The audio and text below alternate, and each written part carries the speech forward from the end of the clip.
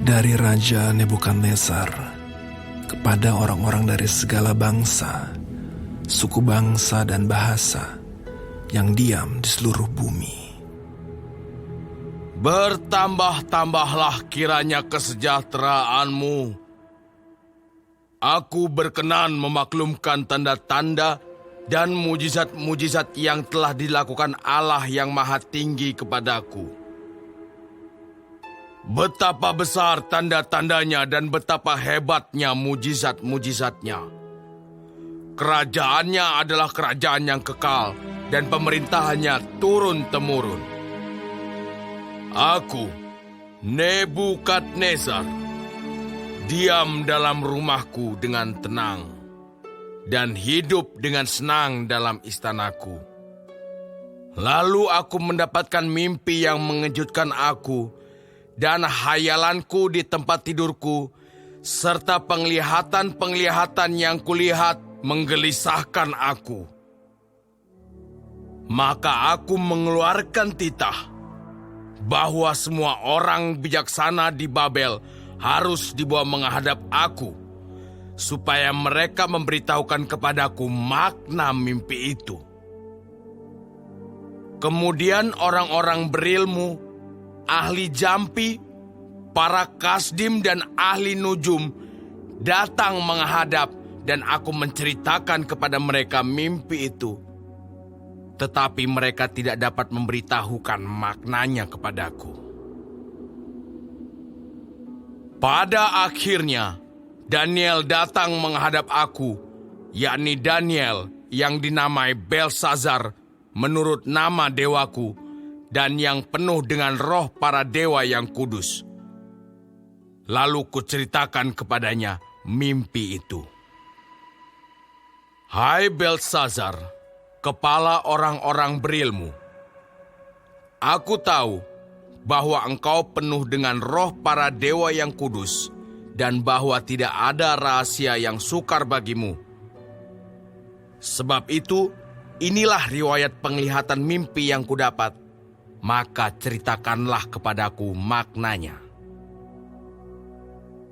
Adapun penglihatan yang kudapat di tempat tidurku itu demikian. Di tengah-tengah bumi ada sebatang pohon yang sangat tinggi. Pohon itu bertambah besar dan kuat, tingginya sampai ke langit dan dapat dilihat sampai ke ujung seluruh bumi. Daun-daunnya indah, buahnya berlimpah-limpah. Padanya ada makanan bagi semua yang hidup.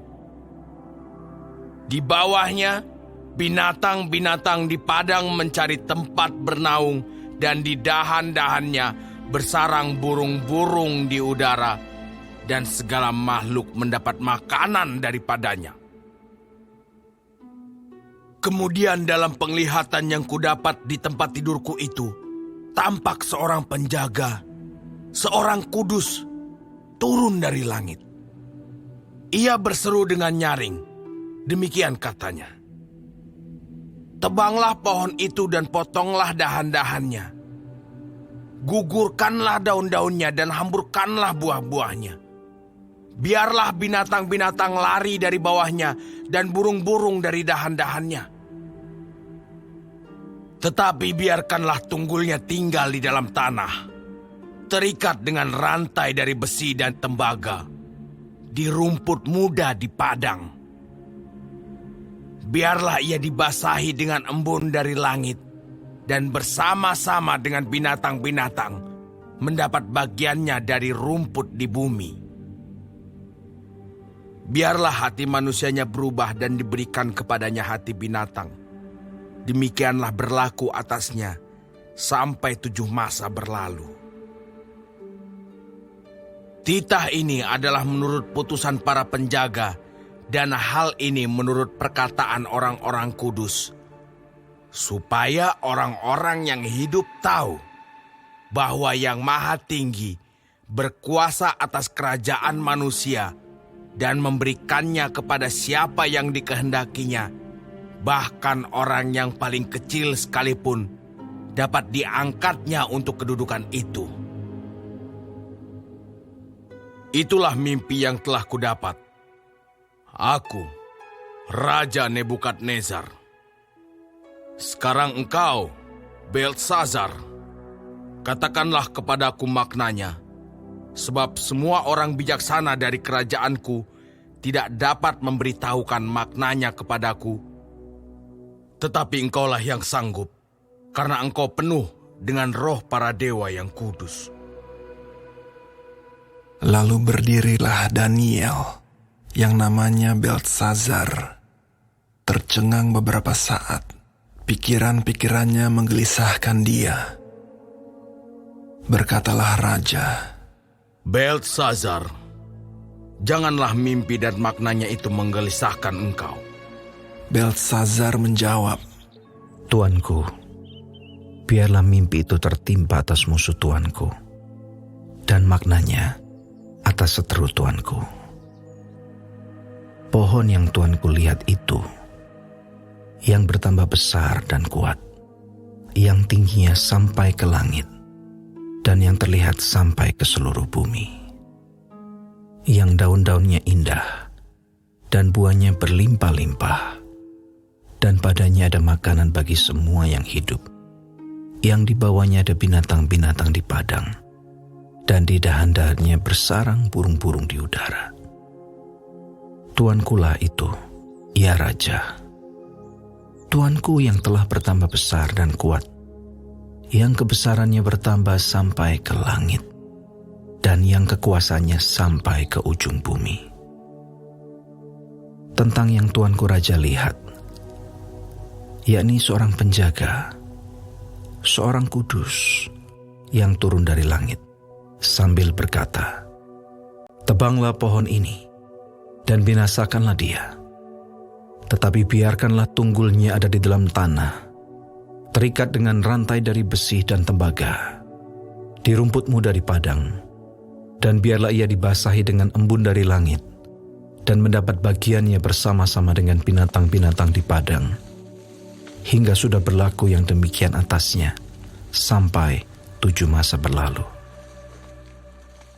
Inilah maknanya, ya Raja, dan inilah putusan yang maha tinggi mengenai Tuanku Raja.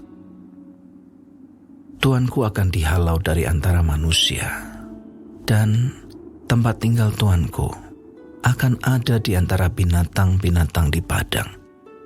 Kepada Tuanku akan diberikan makanan rumput, seperti kepada lembu, dan Tuanku akan dibasahi dengan embun dari langit, dan demikianlah akan berlaku atas Tuanku sampai 7 masa berlalu, hingga Tuanku mengakui bahwa yang maha tinggi berkuasa atas kerajaan manusia dan memberikannya kepada siapa yang dikehendakinya.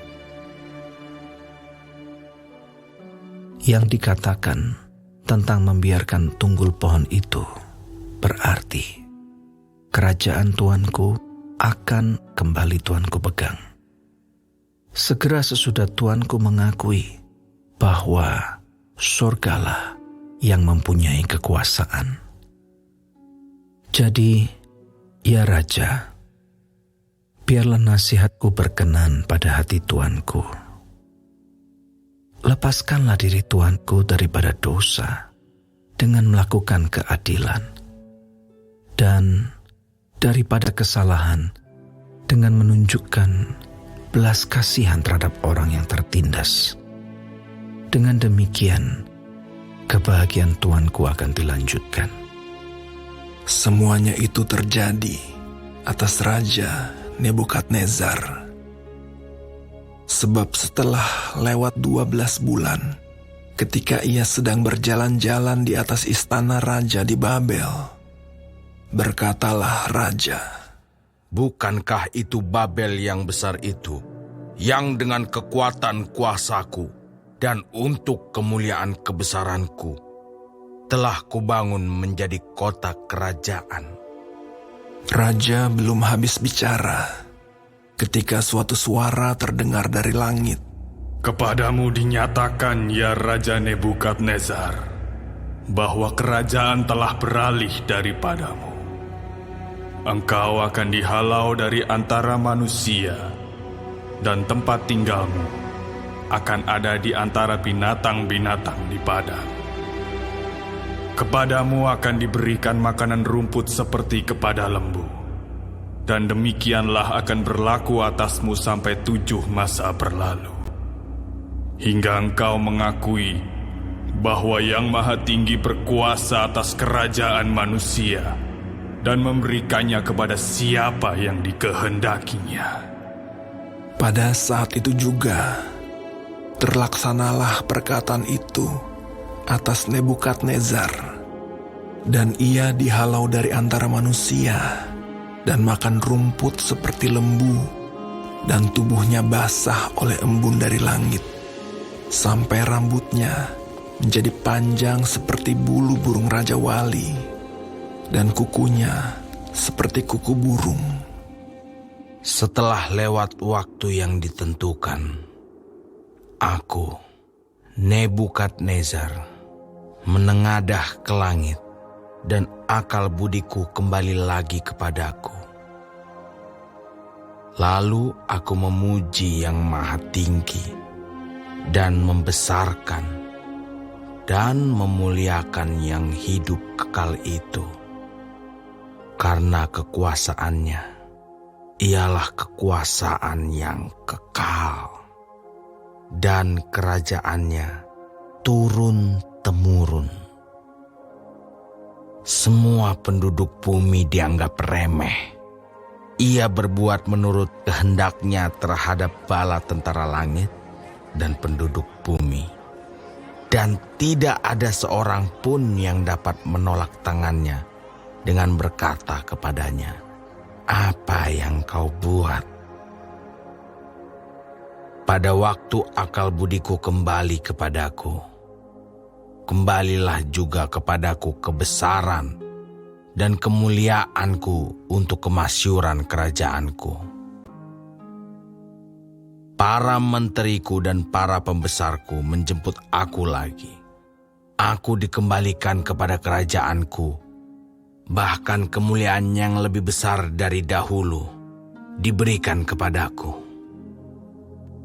Jadi sekarang, aku, Nebukadnezar, memuji, meninggikan dan memuliakan Raja Surga, yang segala perbuatannya adalah benar, dan jalan-jalannya adalah adil, dan yang sanggup merendahkan mereka yang berlaku congkak.